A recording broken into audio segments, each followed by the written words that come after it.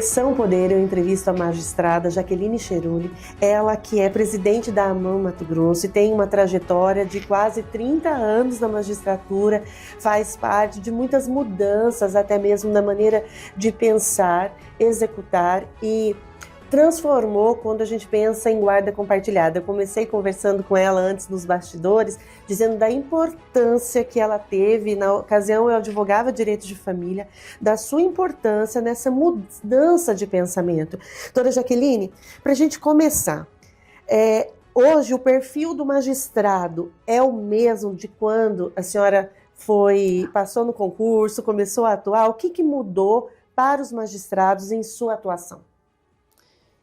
Seja bem-vinda. Obrigada.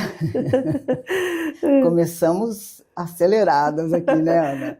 Obrigada, é um prazer estar aqui, né? Retornar aqui sua bancada, que eu tenho o maior respeito pelo seu trabalho. É um prazer estar aqui, é uma honra. Não é, né? Eu tenho 33 anos de Tribunal de Justiça. Meu concurso é de 97, eu tomei posse em 98. Então, curiosamente, no dia do meu aniversário, né? Tá próximo aí. Então, vamos completar 27 anos de magistratura. O que acontece é que o período de concurso, ele é um período muito intenso e não pode ser diferente. A gente é avaliado em todos os aspectos, né, e cada vez mais matérias, temas, porque a sociedade, ela muda o tempo todo, né? Nós temos mudanças o tempo todo numa constância. Bem, então eu me preparo para um concurso e ninguém sabe mais direito. Geralmente eu dou aula na formação dos novos magistrados. E eu falo isso na minha primeira aula. Ninguém sabe mais direito que aquela sala de aula ali, que aquela classe, aquele grupo reunido. Ninguém domina mais o direito que aquele grupo. Só que chegou a hora de mudar a chave, de virar a chave. Tudo aquilo é lindo, importantíssimo, serviu para aprovação, mas daqui para frente é vida de juiz, não é de concurseiro. Então, o juiz, ele vai chegar na comarca, ele vai ter o impacto da característica da região, muitas da vezes para cultura cidades muito regional. longe, né, de onde ele mora, onde ele cresceu, Exatamente. sua família. Olha, o último concurso, nós não tivemos nenhum mato-grossense ou cuiabano. Chamou muita atenção esse detalhe. Então, ele vai chegar numa região totalmente diferente, com cultura específica, costumes, aquilo já anda sem ele, de uma certa forma. Então, primeiramente, ele tem que se adaptar àquela movimentação, àquela realidade, àquela cultura.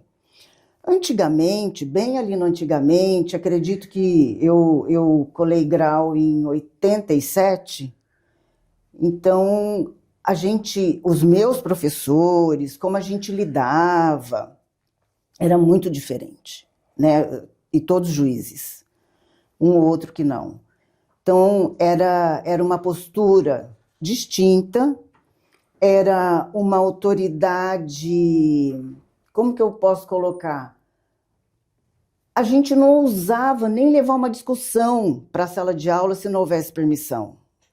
Então, era aquela autoridade endurecida, engessada, né? Vamos colocar assim, sem querer agredir ou fazer juízo, mas era assim, a gente não se dirigia a um magistrado e de forma descontraída ou numa abordagem, o que hoje, para mim, era muito normal. Formal muito e formal. Endurecido, como bem você disse, né? Imagina falar você. Nunca, e era impensável. Nunca, você nunca. Bem, hoje é outra figura, a maleabilidade com que o magistrado tem que lidar com as situações, o que se exige depois do concurso de habilidade, de competência, é muito peculiar e distinto. Então, quando o magistrado, quando o concurseiro vira juiz, ele tem que ter outras habilidades que certamente ele não usou no concurso, né? Ele não usou. Ele tem que ter uma empatia imediata, ele tem que ter um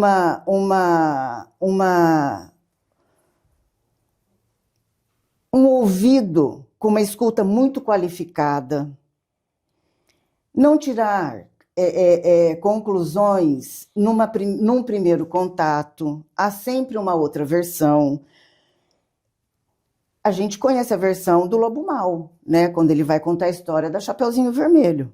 Então, todos nós temos uma verdade, temos dentro de nós uma convicção e nos achamos portadores do direito e da justiça. E nós não podemos carregar uma bandeira assim sem a interação com quem está lidando com as situações. Porque muitas vezes a lei ela pode ser flexibilizada a partir do contexto daquela cidade, daquela região, daquele costume, doutora? Sim, nós temos muitos exemplos do que numa região um crime ambiental inafiançável, onde você jamais poderia ali não manter custodiado o autor. E numa região em que ir na mata, coletar erva e fazer um remédio, fazer um xarope, é normal. Então, essa sensibilidade ao lidar com a característica da comarca, da região, é importantíssima.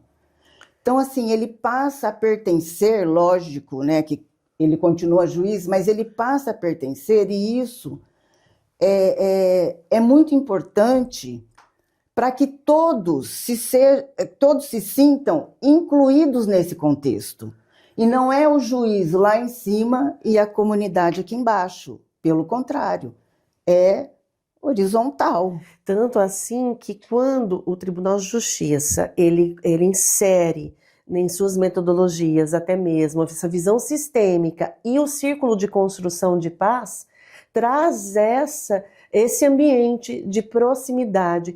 A senhora citou agora recente, né, na resposta, que muitos aprovados eles acabam vindo de outros estados. Em que medida isso também impacta aqui? Porque um aprovado, sendo mato-grossense, ele teria mais facilidade de lidar com a nossa cultura, com o nosso contexto, e isso faz uma integração mais rápida? Ou não? Ou aquele juiz também que vem de fora, ele vem aberto para... Porque os lugares, você vê, Minas também é riquíssimo, né? O Pará, então não vejo assim. Mas um choque ou outro...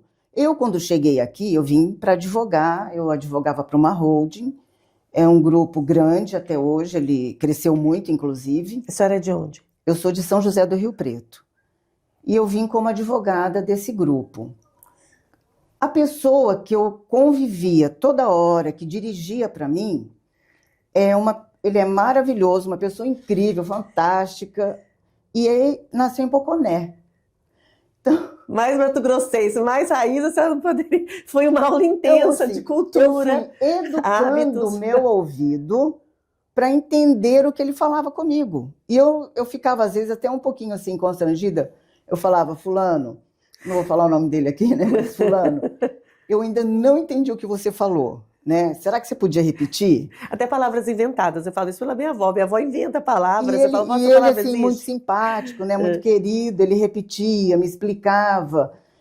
Meus filhos nasceram em Cuiabá, né? Tenho 2 filhos, e a gente, graças a Deus, contava com a ajuda de pessoas que vinham para nossa casa, colaborar ali para cuidar dessas crianças, organizar a casa. E muitas vezes termos, né, de Cuiabá ou de alguma região, eu ficava olhando e falava assim, você pode me explicar o que é isso? E muda tudo, né, doutora? Eu nunca tinha escutado rebuçar. E existe, não é invenção. Numa narrativa, né, numa audiência, a pessoa utilizar o rebuçar faz toda a diferença. Exatamente, né, exatamente. Então, quando você passa assim, se integra naquele contexto, tua vida fica muito mais fácil, né? Muito mais fácil. E hoje a tônica do Conselho Nacional de Justiça é inclusão, é respeito. Nós temos várias comissões as pessoas que estão em condição de rua, né? Toda a parte de gênero, toda a derivação que vem daí, a gente tem comissões. Então, é de uma riqueza enorme. Eu amo fazer isso, eu amo o que eu faço, eu me envolvo. Então, eu acho que de uma riqueza incrível. Você sai, então, do mundo dos livros, né, e da teoria, e passa ao mundo real, né, com que você vai ter que lidar ali. Outra mudança, e que tem, assim, ainda exigido do magistrado, é o cumprimento de metas. O CNJ, ele acabou de completar 20 anos. Então, 20 anos de transformação no próprio CNJ, do perfil do que a gente disse, né, no início, os conselheiros, os ministros, e hoje, como isso é trabalhado, há muita proximidade, a diretoria, né, a presidência, a corregedoria são muito próximas dos tribunais, em especial essas duas administrações que a gente teve, houve uma valorização grande da associação, do associativismo. Nós temos, então, sempre a participação da MB e das associações estaduais. Essa valorização só fortalece a magistratura e o próprio CNJ, porque há uma interlocução rápida, ela é simples, né? E flui muito bem. Então, nós temos hoje um ambiente excelente de trabalho, excelente. A MB se fortaleceu muito, né, nesses últimos anos.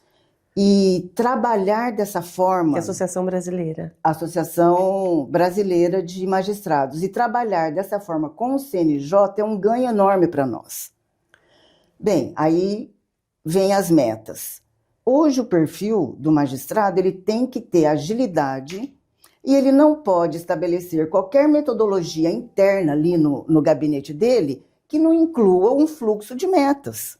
A agilidade com responsabilidade, a eficiência são exigidos. Então, aquela questão, o processo ficou parado sem nenhuma justificativa por meses, não existe, né, doutora? Não, inclusive nós temos vamos colocar assim, termômetros internos, nós temos ciência de dados.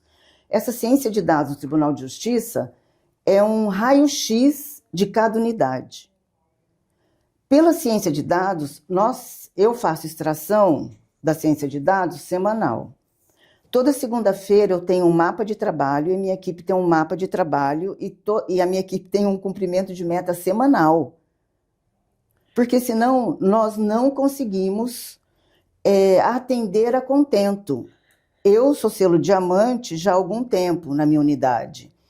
E a gente só conseguiu fazer esse trabalho utilizando a ciência de dados, trabalhando com gráficos e uma gestão ali aberta para toda a equipe. A minha equipe tem aberto o mapa e a gente trabalha em cima desse mapa. E doutora, esse fluxo, ele acontece em todas as comarcas? Todos os juízes trabalham nesse fluxo? Então, por exemplo, quando acontece uma notícia de um juiz que está sendo ali apontado por falta de agilidade, de cumprimento de metas, já houve anteriormente um apontamento para ele?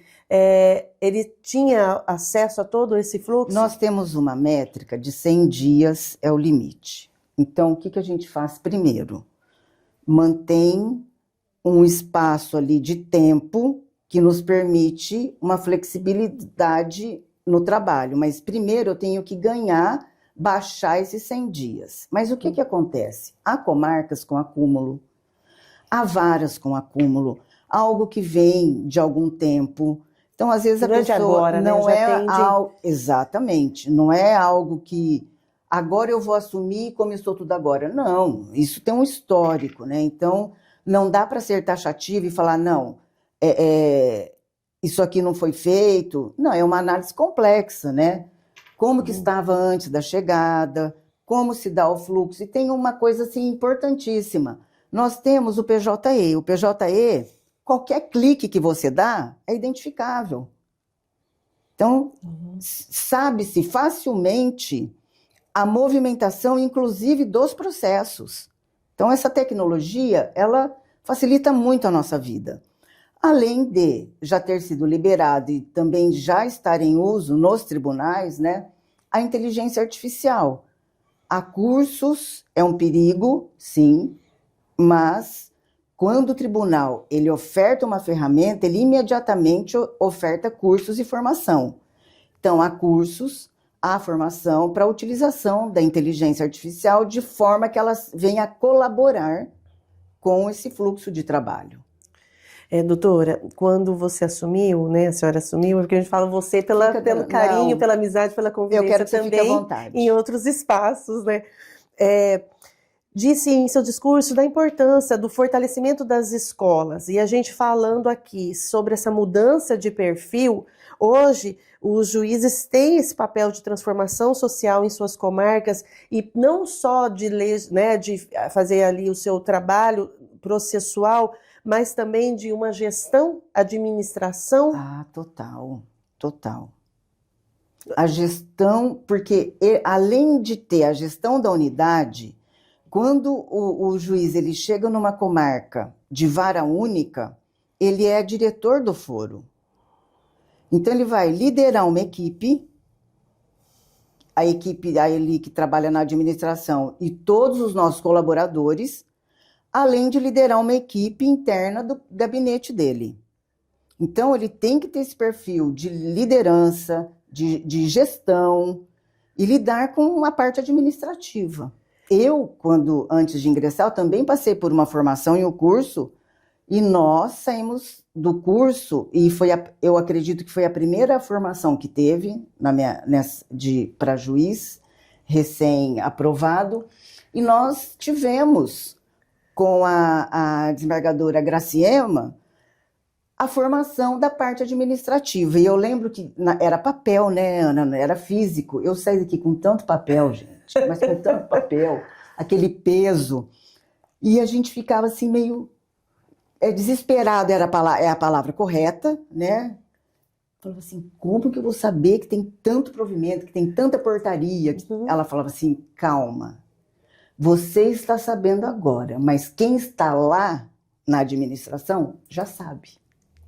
E é isso, né? É o que eu falo. Quem está lá já está no fluxo. A gente vai chegar e vai se integrar aquilo tudo. Mas pensa, num contexto de um foro de justiça, do fórum, o juiz é o último, quando ele é aprovado, ele é o último a chegar. Exatamente. Então, assim, sistemicamente, o último a chegar, ele chega reconhecendo que ele é o último, que ele chegou agora e que ele precisa da ajuda de todo mundo. E como são importantes... Essa é a postura sistêmica de quem chega por último. Exatamente. E como é importante essa formação, né? Quanto é importante essas escolas e o fortalecimento desses espaços. Importante. Quais municípios a senhora atuou ao longo dessa carreira? A minha primeira comarca foi Alta Floresta. Distante de Cuiabá. Terra de rua, onde eu aprendi a limpar chão com óleo queimado. Eu não podia imaginar que óleo queimado tirava poeira do piso. E a pessoa que nos ajudava, ela falava assim para mim, traga óleo queimado para eu limpar o chão. Eu falava, gente, que coisa mais antagônica, né? Óleo para limpar. Óleo queimado não vai limpar, né? Aí eu resisti um tempo, eu falei, me explica isso direito. Aí ela falou... me mostrou, eu falei, agora eu entendi. Porque ele junta, né, a terra, o pó, junta, e aquele pano fica lindo, cheio de... Super eficaz, então.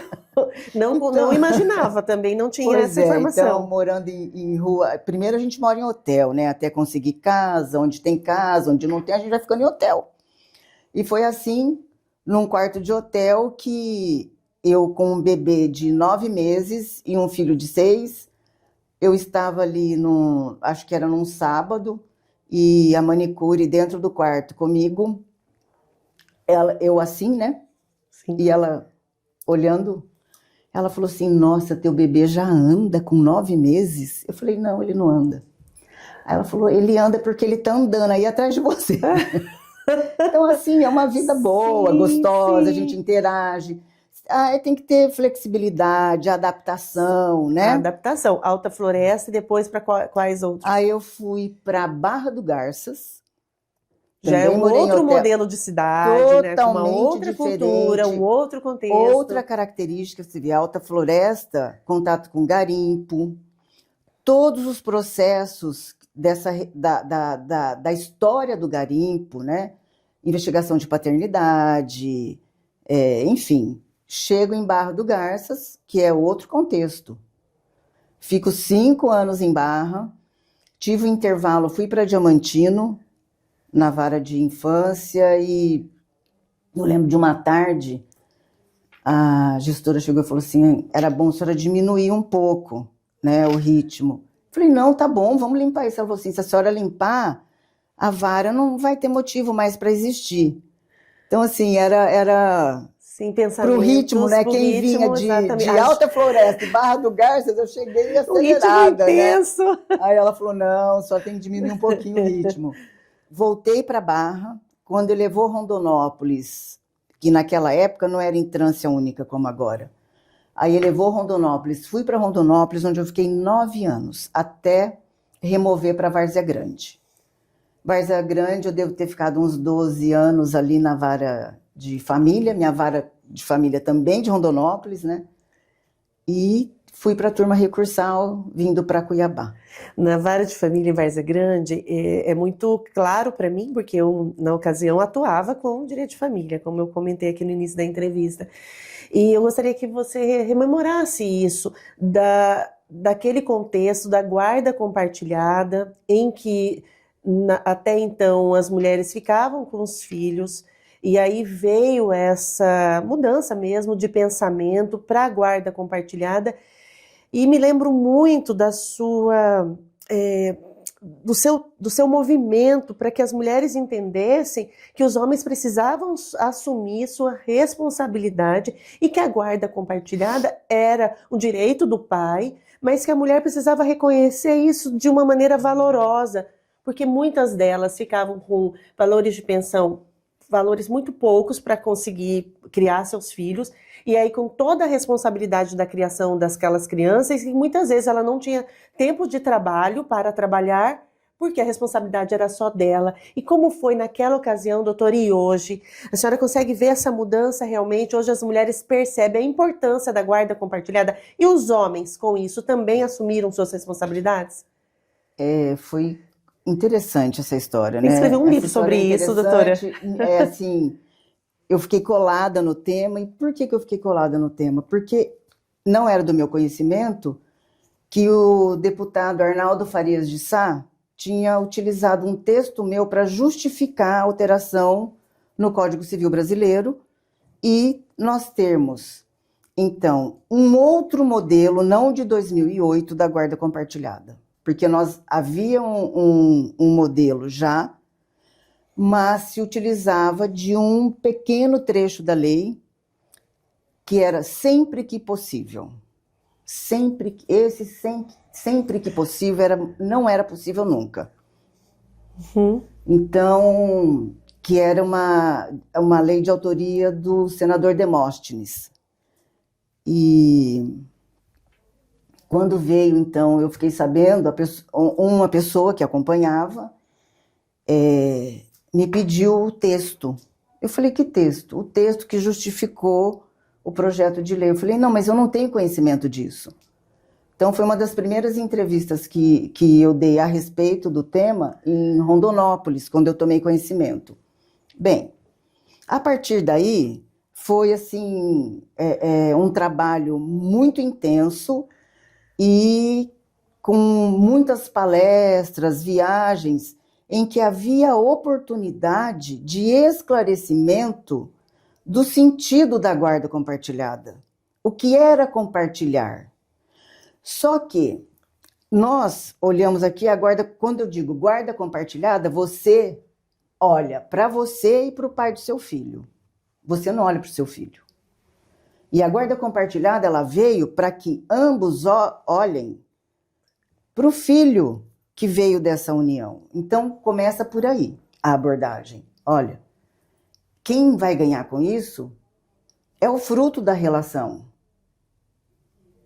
Sim. Então começa com um olhar diferente para onde o legislador queria chegar, para que então esse homem que se sentia, não chega a ser um ultraje, mas ele se sente usado, porque o espaço dele até então é para pagar alimentos e não participa de nada.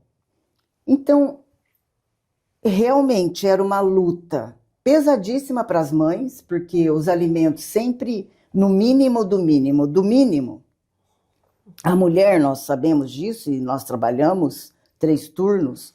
E como uma mãe solo, então, cuida de uma criança, trabalha 3 turnos e lida com uma pensão alimentícia insignificante. É um ponto. Segundo, os homens vêm, agora com a guarda compartilhada eu não vou ter que pagar alimentos mais. Era uma outra vertente. Não, a criança ela continua vivendo com a guarda compartilhada, consumindo, tendo despesas. Então foram vários ajustes e que traziam benefício para aquela criança e que despertavam a mulher para uma vida que ela tinha toda pela frente e ela não se permitia. E o homem sentindo assim, eu não gosto dessa palavra, mas de certa forma empoderado na relação parental. Ele que se sentia apenas, mesmo sendo baixa na maioria dos casos, né, na grande faixa ali de relação parental entre homem e mulher, mas ele se sentia preterido. Então, homem começou a ir em reunião de escola, começou a ir em consulta médica, dentista. Fazer parte de fato. Buscar né? filho, levar filho, ter responsabilidade de levar e buscar. Então, isso foi muito interessante. Ver tudo isso foi muito interessante. Eu tenho um caso emblemático, que até ele está em artigos, em livros, e ele foi o projeto piloto da oficina. Vou resumir bem porque é longo. Na audiência, eu disse para a mãe, o avô estava na audiência, a criança estava lá fora e o pai estava na audiência. Eu disse para a mãe, se a senhora consegue fazer esse compartilhamento, a senhora ganha, porque eu vejo que a senhora assim, é muito nova, né? A senhora voltou a residir com seus pais, né? E vocês se dão muito bem, tem uma relação muito boa. Então, a senhora pode reconstruir a vida, né, da senhora. Não. Ela se fechou, né, num primeiro momento para isso. E quando eu marquei a continuação dessa audiência, essa primeira foi na Semana da Paz em Casa, lá na Univag. E quando eu marquei já no gabinete, num segundo momento, ela chegou para mim cheia de novidade. Assim, era outra mulher, porque ela permitiu o compartilhamento, então ela se viu livre para viver, inclusive a profissão dela. Sim. Ela foi para outro município, um grande município no estado de São Paulo, ela assumiu a profissão dela e ela veio me relatar que ela estava se relacionando e que aquilo tinha sido muito bom para ela. Eu também sou mãe, você é mãe. Nós temos essa facilidade em pegar tudo. Sim. Eu sou casada com a mesma pessoa, né? Eu falo assim porque o tempo é longo, né? 37 anos. E convivo com meu marido há 43. Nunca rompemos. E eu tenho certeza absoluta que inúmeras vezes eu fui centralizadora, super protetora, no sentido... Não de alisar meus filhos, que eu não sou assim, mas no sentido de deixa que eu faço. Deixa que eu faço. Deixa eu comigo. assumo, né? Eu não... Entendeu? Sim. E eu, mesmo trabalhando, então... Mesmo tendo companheiro diariamente ao seu lado. Então, um pai que levava na escola e buscava, não podia fazer isso, que levava as consultas, acompanhava a natação, e eu ainda fazia isso. Então, não há... um julgamento ou uma condenação a respeito disso, apenas uma observação de que é um amor que segue esse caminho, e a gente precisa cuidar disso. A gente precisa se permitir, a gente precisa compartilhar. Então, a mudança na lei, ela veio assim, a guarda compartilhada é a guarda que tem vigência no Brasil, ponto. Teve uma mudança recente em relação à violência doméstica. Sim. Mas isso são cuidados que nós sempre tivemos e temos, né? Quando estamos até mesmo lidando... antes, diante de um caso real, né? Sempre teve essa sensibilidade. Exatamente. Mas a minha primeira decisão no pedido de guarda é estabelecendo guarda compartilhada. E eu lembro que eu ia dar curso para os colegas, alguma coisa. Jaque, mas você faz isso assim de cara, e aí? Fica tranquilo, porque havendo dentro da realidade dessa família parental, imediatamente você vai ter notícia. Imediatamente. Então, Sim. cumpra a lei e imediatamente os fatos vão chegar. Eu nunca tive problema nenhum com isso. Doutora, a questão da violência doméstica, né? A senhora citou aí, né, da questão quando, né, tinha essa situação, e lógico, sempre se olhou para isso com muita sensibilidade. E nós tivemos recentemente uma presidente, né, a doutora Clarice, que teve uma atuação muito importante também nesse segmento. A doutora Maria Erotides é uma referência no Estado, uma referência no Brasil, a desembargadora, pela atuação dura no enfrentamento à violência. Senhora, dura e amorosa. Dura e amorosa. Ela foi minha professora, eu chamo ela até de rainha, porque ela foi rainha de Nossa Senhora da Guia, e tive a oportunidade de caminhar ao lado dela muito proximamente, e ela é aquela... A generosidade em forma de humildade, na amorosidade que ensina e chega a constranger aquele que está fazendo algo errado. Ela é realmente, eu falo que é um furacão. E é uma atuação muito importante. A AMAN, como se movimenta nesse cenário da violência, do enfrentamento, a violência de gênero, a violência que existe institucional, existe em relação às mulheres magistradas, muitas vezes... a sociedade em alguma comarca, aquela jovem magistrada, porque a mulher, ainda quando é jovem, ela é desqualificada no sentido do conhecimento. Me conta um pouquinho como é a atuação da AMAN nesse sentido de enfrentamento à violência à mulher, do combate à violência, como está sendo, como está acontecendo aqui no estado de Mato Grosso. Olha, nós temos um estado... Eu vou diminuir um pouquinho. Nós temos um tribunal muito moderno. Nós temos 12 desembargadoras.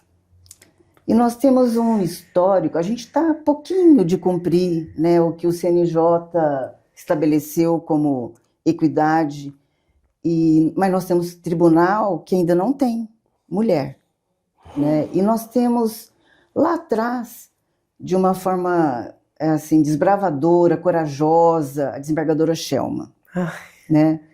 Eu convivi muito com a desembargadora, porque eu fui assessora jurídica também no Tribunal de Justiça. Também, né? Referência no Estado, referência no país, a doutora Shelma.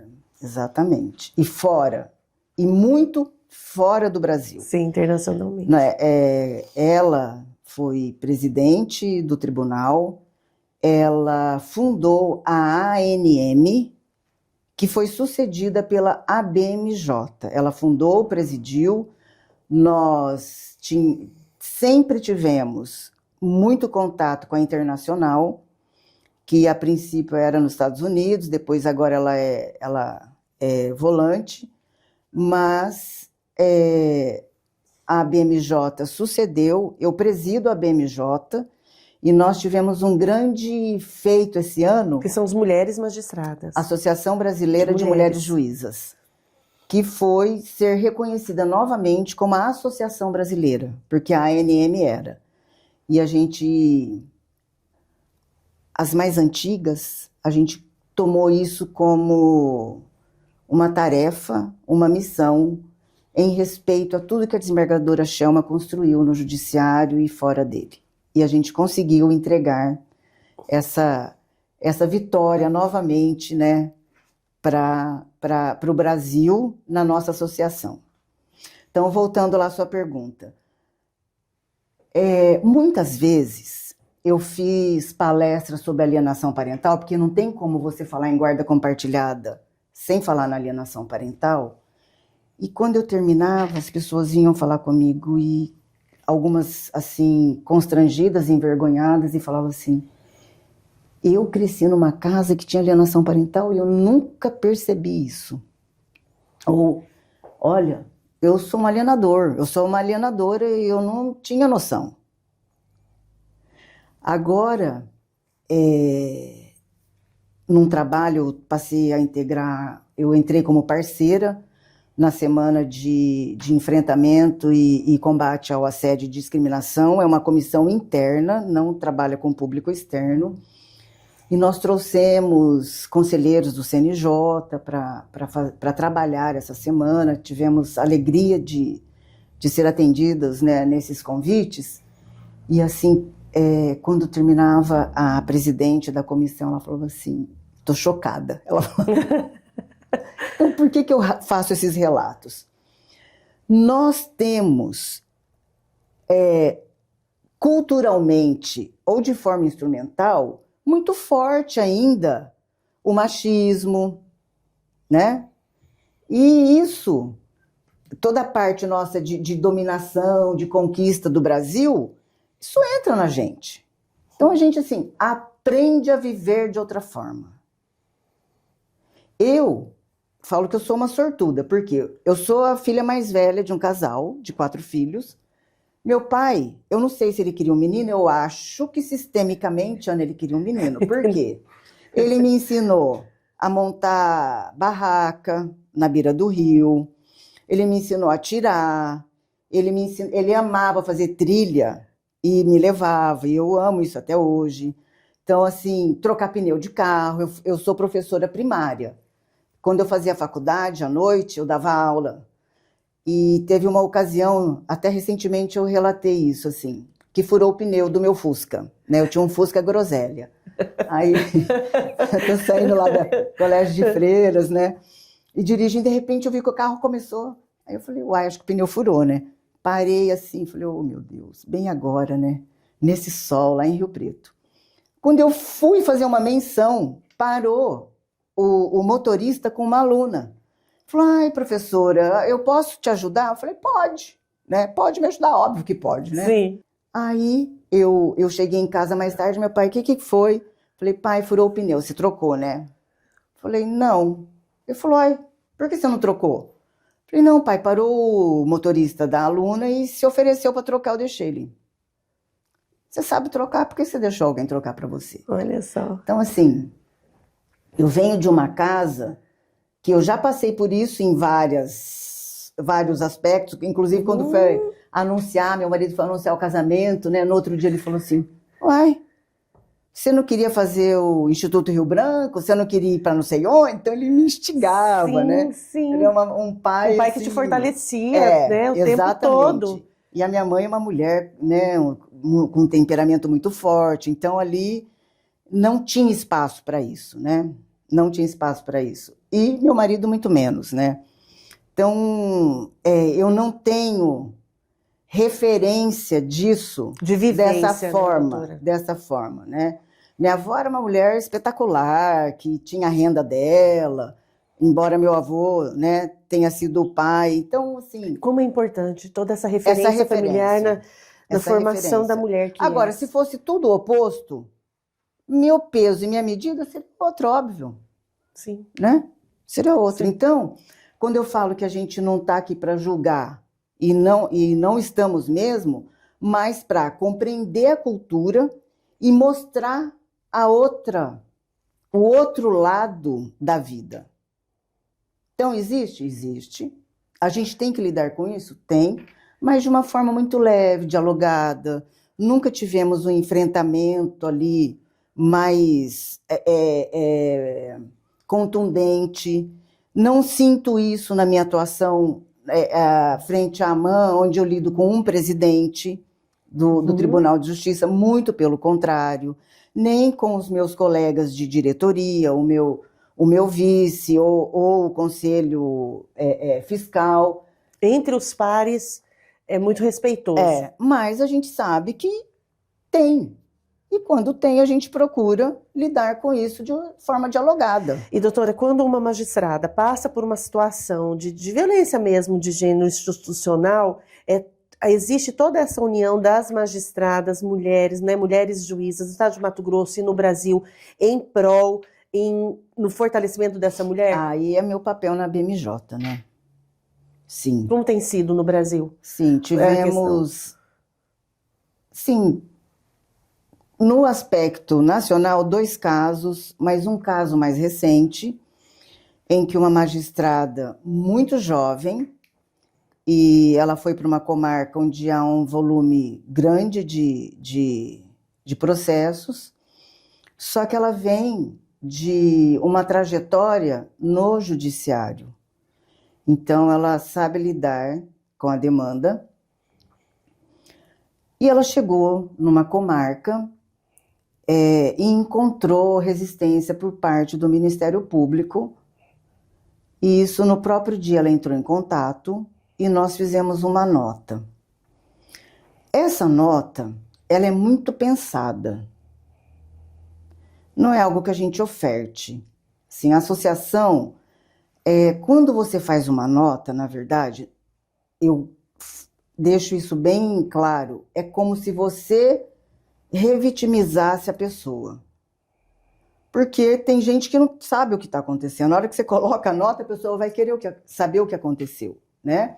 E a pessoa vai fazer novos relatos, vai levar aquilo para o conhecimento de quem ainda não tinha. Então, isso foi muito bem sopesado e ela pediu a nota.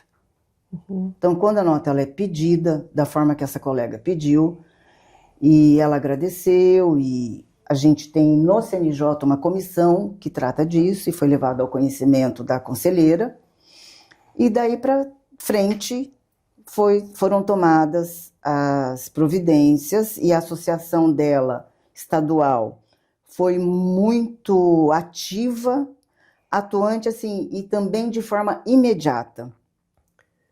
Então ela foi muito bem amparada, e teve um suporte muito importante naquele momento que ela foi fragilizada. Às vezes, os colegas do sexo masculino têm um ambiente, quando é um homem, que é diferente. Claro, eles são homens. Maneira de tratamento. As piadas internas, né, o humor manifestado, e tudo bem, eles estão ali entre eles, ok? Chega uma mocinha e se coloca num tribunal do júri, pode, às vezes, dependendo da realidade daquele profissional, né, do homem que está ali, se sentir, pô, mas essa moça que vai, ela, né, é você que vai fazer? Então, assim, num primeiro momento ali, pode ter surgido um estranhamento, um choque porque mudou, enfim, são vários, nunca é uma coisa, nunca. É uma somatória, é um momento, é o dia, e aquilo ali a gente tem que lidar com a situação. E, doutora, hoje a senhora citando o CNJ, tem toda essa orientação para os magistrados terem essa sensibilidade no olhar quando existe a violência contra a mulher. O nosso Tribunal de Justiça, antes de ter a regulamentação no CNJ, já havia uma portaria. Então, o Mato Grosso já saiu à frente. Já tinha comissão. Eu tive um caso em Várzea Grande, dentro da minha unidade, em que eu tive que ter o suporte da comissão. Porque uma colaboradora nossa vinha sofrendo um tipo de violência. Ela era externa, não era interna, mas dentro do trabalho. É um lugar público, a pessoa entra. Então, nós tivemos que ter esse cuidado de protegê-la, né, desses ataques que ela sofria no ambiente de trabalho. Isso faz a diferença, né? Toda essa atuação dessa rede. Sim. A rede Sim. a gente tendo um estado que é um estado alarmante em número de feminicídios, na sua visão, como mulher também atuante, né, na área do direito, mas sobretudo daquela mulher que acompanha a vida, acompanha durante muito tempo a vida das famílias, esses contextos culturais, o que está faltando quando a gente pensa em Mato Grosso para que possamos de fato diminuir esses índices, doutora? Educação. Ana, eu não acredito. Veja, eu acredito nas palestras, eu acredito nas formações, eu acredito nesse trabalho interno que nós fazemos. Ele surte efeito porque a gente está vendo já essa campanha desse ano, tanto de interlocução que a comissão está tendo. Mas, veja, a gente chegou a ter o evento. Uhum. Então, como nós mudamos a mentalidade das pessoas? Com educação. Eu fiz uma eleição em 2012 em Rondonópolis, onde nós começamos, antes de tudo, num auditório, numa audiência pública, com um termo de ajustamento de conduta, em que foi ajustado que não haveria material distribuído. Então, mesmo quem já estava com o material pronto ia entregar. Eu tenho imagem de um colega sentado numa montanha de papel que a gente foi recolhendo. Paralelo a isso, eu fiz palestras na Câmara Municipal para todos os estudantes. Eu contei com o transporte público, eles pegavam os estudantes já que iam votar pela primeira vez e quem já tinha idade para ter essa compreensão, e trabalhei voto consciente, ficha limpa, e trabalhei para o voto consciente para não ter venda de votos. Esses meninos chegavam em casa com uma história para contar e uma visão de política diferente. Nós fizemos, os candidatos falaram assim, foi a campanha mais barata que já teve na cidade. Não tinha material impresso. Ninguém tinha que se sobrepor a ninguém, não tinha esse tipo de disputa, então consciência coletiva. Era o gogó mesmo, né? E a sola de sapato. Sim. Então, e no dia da eleição, não tinha um santinho no chão. Essa campanha, se você pesquisar, ela saiu na Folha de São Paulo, saiu no Fantástico, onde, ao mesmo tempo, tinha matéria sobre idosa com fratura de fêmur por ter escorregado nos papéis jogados durante a noite. Então, por que a gente conseguiu isso? Porque a gente levou uma visão possível, nova e possível, para um grupo. E, ao mesmo tempo, as crianças, por isso que eu falo que tem que ser na educação. A mudança. A mudança de comportamento, de cultura e desse todo colonialismo e tudo mais que a gente ainda vive, é com a educação. É com a educação. E a desembargadora Herotides acabou de lançar agora mais uma vertente do trabalho dela na Ser Mulher, que é com a doutora Tatiana Araújo, que é exatamente nas escolas. É o que eu acredito em mudança profunda, é na educação. Mesmo que tenha um prazo mais, né, assim, um longo prazo para a gente alcançar, mas se não começar agora com ações eficazes, a gente não muda. Será que é tão longo assim? Quando teu filho chega em casa com uma ideia e fala assim, mamãe, você já pensou que isso aqui pode ser desse jeito? Ele mexe com você. Mexe, sem dúvida. Você não precisa esperar ele crescer e ter um cargo para ele aplicar aquilo. Que ele faça diferente, mas a capacidade que ele tem de modificar aqueles que já... Que foi o que aconteceu nessa eleição. As crianças chegavam e contavam uma história que eu contava para eles, e eu mostrava a importância de cada um, com aquela historinha do fazendeiro e da mulher do fazendeiro, né, e da ratoeira e do rato. Então, eles viam que todo mundo era importante, que ninguém era para ser descartado. E que se todos estivessem juntos, mudava a história. É urgente, né, doutora? É Sim, urgente essa educação. questão da educação, de fortalecer políticas e ações mais frequentes, sem a descontinuidade que muitas vezes acontece quando há mudanças. Você falou sobre os círculos que você já teve contato. Sim, sou Esse ano, facilitadora do círculo. pois é. Tive a oportunidade de fazer sobre violência doméstica nos bairros de Várzea Grande. Nós atendemos quase 10 mil mulheres. Então, E de uma profundidade é um trabalho maravilhoso. Eu amo. arrebatadores, eu amo.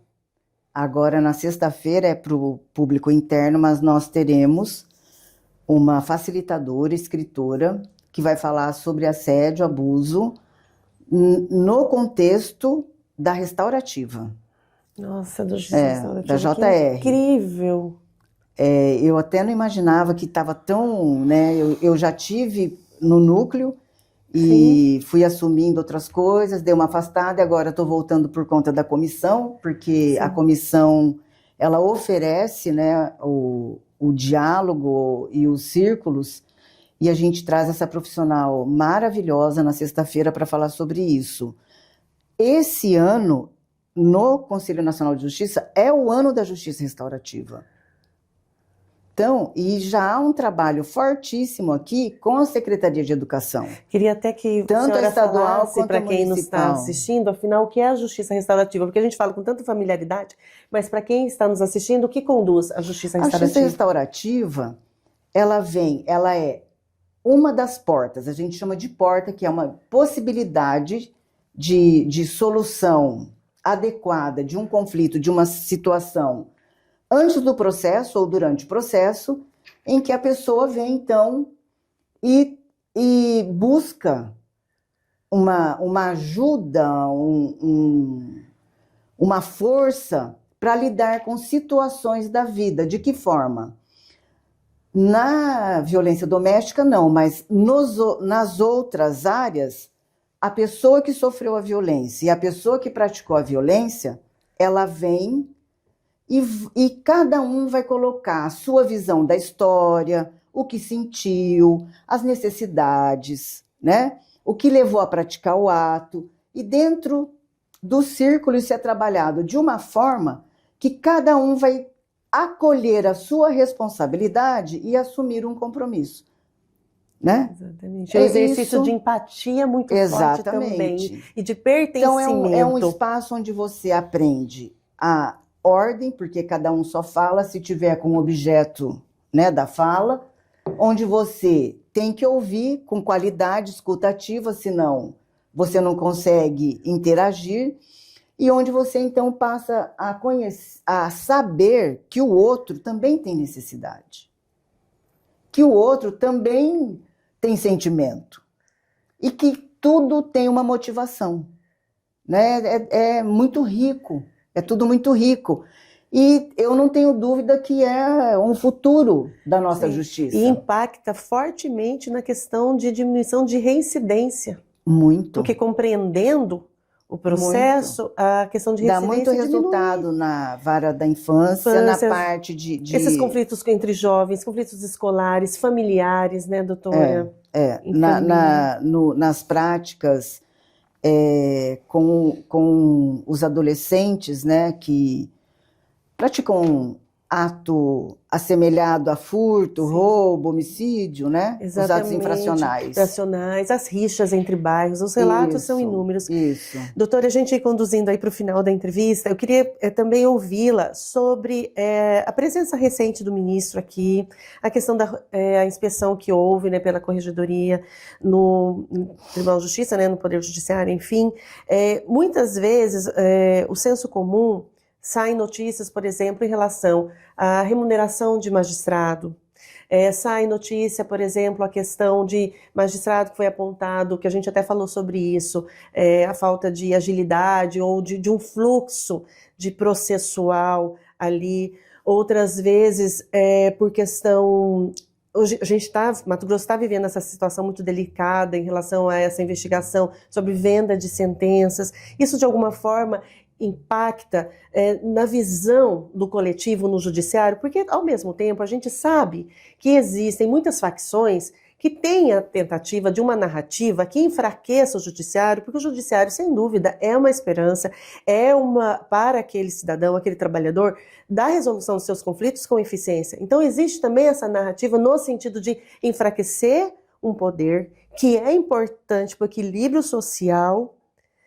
Me fala um pouquinho sobre essa visita, sobre os apontamentos deles em relação ao estado de Mato Grosso, que você acha importante a gente dar espaço, dar realmente visibilidade. Realmente há uma prática, e ela já vem muito de antes, de enfraquecimento da instituição. Isso é patente, né? E quem ganha com isso é o crime organizado, porque onde um poder institucional não funciona, o crime vai funcionar e vai fazer acontecer. Ninguém tem dúvida a respeito disso. Então, o enfraquecimento, ele interessa sim a muita gente. Mas nós buscamos sempre aí é o papel do Conselho Nacional de Justiça, quando ele traz cumprimentos, quando ele lança uma comissão que vai lá no morador de rua, né? A justiça restaurativa nas escolas. Então, é todo um cuidado para se cercar, para que nessas possibilidades, né, nos furos, não haja essa invasão em relação ao poder. Óbvio que tem. Mas a própria atuação do Tribunal de Justiça também leva a essas questões que são de sabores, mexem conosco. E não é só no nosso tribunal, muitos tribunais. É notícia corrente, corriqueira na mídia, afastamento, punição. E isso, embora haja um movimento interno, há o macro que se fortalece também com isso. Seja pela prova do fato de forma positiva ou negativa, vai fortalecer a instituição. É importante. Apurar é importante. É importante olhar para si, né? Sim, uma instituição, um sim. poder que olha para si, fortalece aqueles que estão cumprindo metas, que estão de acordo com o que a sociedade espera. E, de repente, quem olhava de outra forma pode aprender a trabalhar, né, do jeito que se espera, né, porque há uma expectativa de produção. Nós recebemos, nós temos pagamento por isso. Então, se eu te pago, eu espero que você me entregue um trabalho. E esse trabalho, a metodologia dele pode ser aprendida. Agora, o que é de caráter e tudo mais, aí o julgamento vai acontecer, né? Bem, em relação à visita do ministro na inspeção, foi um momento muito importante para o Tribunal de Justiça e para a associação. Veja, o ministro, o Corregedor Nacional, assim como o presidente, eles não fazem essas visitas e eles não vão até um Tribunal de Justiça sem antes ter uma interlocução com a associação, com a presidência da associação, que é o que eu te falei, o fortalecimento que vem tendo no Brasil. E há um espaço muito transparente para tudo isso, e o ministro deixou isso muito claro aqui. Foi um prazer receber a comitiva, pessoas comprometidas, trabalhadoras. Eu já estive como auxiliar da corregedoria aqui do Tribunal de Justiça. Então, quando os colegas vinham e comentavam assim, nossa, o que será que vem, né, do relatório? Eu falo, gente, vem, alguma coisa vem. Porque a gente não se desloca de um lugar para ir em outro e sem ter um registro de alguma coisa, um ajuste, o que é normal. Sem apontamentos, né? O que é normal. Não tem nada de anormal nisso. Afinal, a perfeição está longe dessa dimensão que a gente vive. Sim, né? Todas as áreas. Está bem longe em todas as áreas. Mas o que foi rico nisso tudo foi abrir o tribunal para essa equipe e mostrar quem é o Tribunal de Justiça do Estado de Mato Grosso ao ponto de, no encerramento, na cerimônia, os elogios, né, serem ali verbalizados, coisa que não é muito comum, pelo menos nas cerimônias anteriores, e o destaque em que Mato Grosso faz, que faz bem feito, é a forma de trabalhar, o reconhecimento de que é um tribunal, é uma justiça que trabalha muito.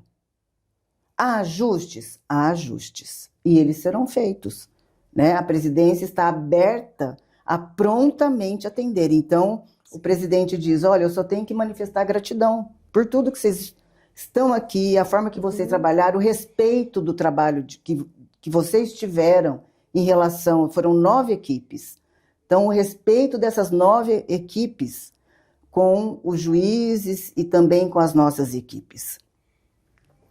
Paralelo a isso, na abertura, o ministro deu uma entrevista de 25 minutos, uma entrevista coletiva. E é o que você disse, é inevitável, né, a gente não tocar na remuneração. Sim, é inevitável. E essa pergunta foi feita. Nós temos um teto remuneratório, né, ele é constitucional, mas durante a carreira do magistrado há reconhecimentos que não são imediatos. Há verbas que não são pagas, isso vai acumulando. As verbas trabalhistas. Exatamente.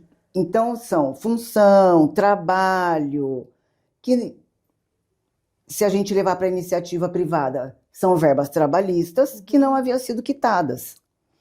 Mas todas verbas, ou que foram judicializadas, ou verbas que o próprio Corregedor Nacional reconheceu como devida, e instruiu como pagar. Então, todas essas verbas passam por esse trâmite. Sim. Tudo dentro da legalidade. Essa é a fala dele. Então, quando alguém veio e usou a palavra penduricalho, ele falou, calma, eu vou te explicar o que é penduricalho. Penduricalho é o que a gente é o reconhecimento de verba trabalhista. Aí a pessoa argumentou de novo com ele falou assim, deixa eu te explicar uma coisa. Tudo que esse tribunal recebe, eu autorizei. E eu não autorizaria nada ilegal ou indevido. Ponto. Então, não há o que especular, o sensacionalismo de algum veículo, de alguma imprensa, em ter clique, em ter like, porque não tem, né, o que esconder e não tem nada de legal. Está na transparência, né, doutora? Está até mesmo nesses documentos e que trazem essa transparência, porque se há toda essa preocupação em fazer vistoria, em fazer visita técnica, fazer apontamento, é claro que há esse compromisso com a transparência, até porque se julga, é o exemplo. Exatamente. Os juízes, eles têm talvez a palavra não seja correta, mas até esse peso de ser vidraça, né, doutora? Não é desafiador, a ingratidão, né? Porque a doutora Jaqueline da tarefa. Sai e fala, deixa eu olhar ela ali, ó. Olha a ingratidão da tarefa. Se eu tiver que aplicar a lei em determinado caso, metade vai ficar descontente comigo. Né? Por isso que eu falo que é uma ingratidão, né?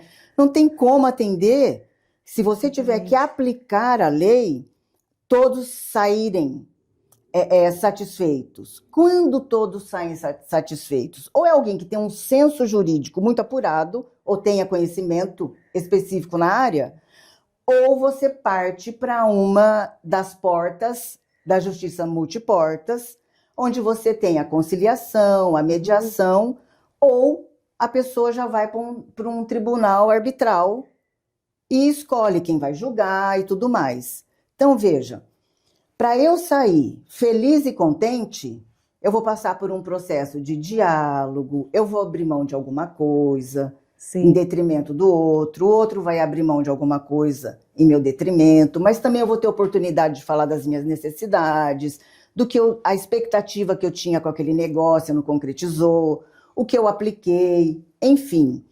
É um ambiente muito rico, em que as pessoas, inclusive, conseguem se conhecer. né? Se você assina um contrato, às vezes você não sabe com quem você está assinando esse contrato. Mas nesse ambiente da justiça multiportas, você consegue estreitar, ouvir, falar, e ali você sai satisfeito do que você conseguiu. Principalmente se for uma mediação. Porque na mediação, o que o mediador é? Um observador. Observador, em que as partes buscam, né, E uma as partes resolução. vão interagindo até que conseguem um ponto de interesse comum ou não conseguem. É o que a gente estava falando da educação, né? Eu sempre penso que o direito constitucional, por exemplo, tinha que estar na escola. As pessoas minimamente tinham que ter conhecimento ao direito constitucional, né, todos esses princípios, porque aí você compreende a legislação como um todo. Porque muitas vezes até tinha inserido essa pergunta na nossa pauta, mas para finalizar, porque é tanto assunto, mas eu vou finalizar, eu prometo, editor, que muitas vezes a sociedade se sente assim, por exemplo, fulano foi lá, foi preso, praticou um ilícito aqui na comunidade, o juiz foi e soltou. Isso tem o muito. Juiz soltou, a culpa é do juiz. Julgamento em cima da ação do magistrado. Da tem ação demais, do magistrado, o colocando como é como se tornasse ali pessoaliza, né? A questão do pessoaliza na figura do magistrado que soltou o bandido. Então a culpa tá aí. A polícia prende, vai da delegacia, mas o magistrado solta. Deixa eu só fazer um parênteses, a gente vai falar sobre isso. Eu fiz uma formação em restaurativa nos Estados Unidos. O Zerni, que fala sobre trocar as lentes, né? Trocando as lentes, foi com ele. Livro. Do livro. Nossa, com ele? Uau! Então eu estive lá em Harrisonburg, onde a gente fez curso com ele, ficou na universidade dele, e é uma memória maravilhosa que eu tenho. Trouxe inúmeros livros. Ele tem um livro fantástico, em que ele trabalha imagens dos condenados, inclusive a pena perpétua, ou pena de morte, e a transformação da pessoa no cárcere. E a possibilidade dela enxergar a vida ali trancado. Então, assim, é de uma riqueza esse trabalho, e de a pessoa ver que agora eu tenho liberdade trancada, agora eu me sinto livre. Então, lá nessa cidade, Ana, lá nessa cidade tem as escolas, as high schools, as universidades, tem as polícias, e a gente foi na SWAT também, onde todos trabalham a justiça restaurativa. É uma cidade restaurativa. É de enlouquecer. Como é o nome da cidade? Harrisonburg. Ali perto de Washington. E o que mais me impactou foi ver crianças de 6 anos, 7 anos, antes de entrar para a sala de aula, eles têm 20 minutos para resolver a pendência do dia anterior.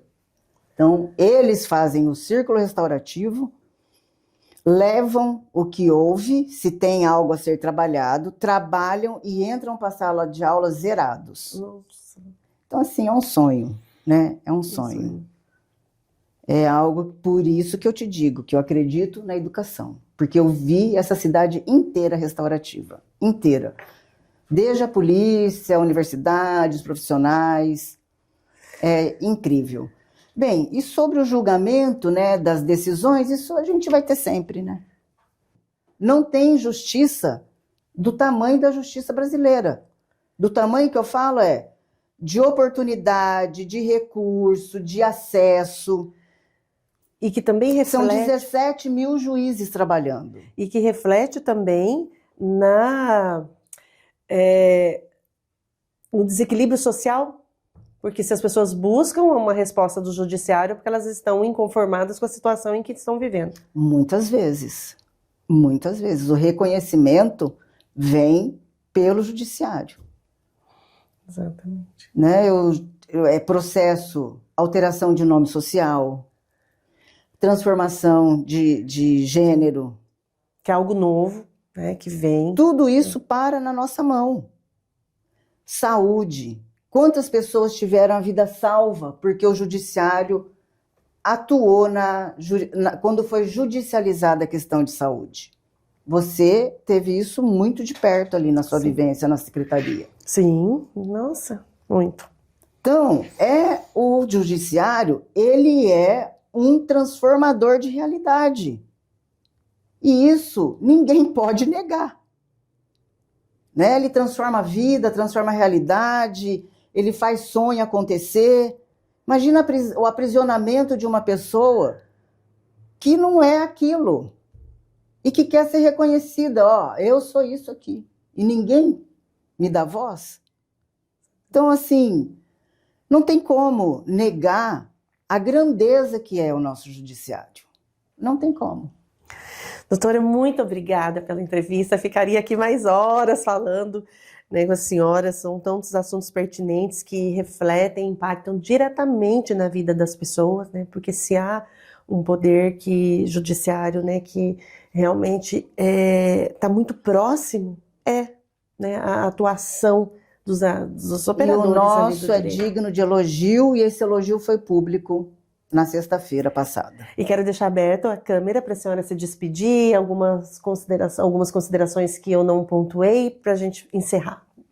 E deixar sempre portas abertas. Agradeço a oportunidade, a abertura que você me deu, né, para abordar temas sensíveis aqui da magistratura. A associação, ela está para garantir as prerrogativas, defender o colega. Esse é o nosso papel, isso é o que a gente tem feito desde dezembro. Eu peguei aqui um tempo peculiar, né, tanto na política quanto na administração, de muita movimentação, exigindo muito, e eu estou aqui para isso mesmo, né? Então, eu estou bem, estou satisfeita. Não parou, presidente, magistrada, palestrante. Eu não me afastei. Não se afastou. Tivemos a primeira assembleia, onde os anseios dos colegas foram ali registrados. Nós já iniciamos desde segunda-feira um trabalho já das reivindicações. Então, o comentário era de que, nossa, eu nunca participei de uma assembleia, eu gostei demais, eu não sabia que era assim.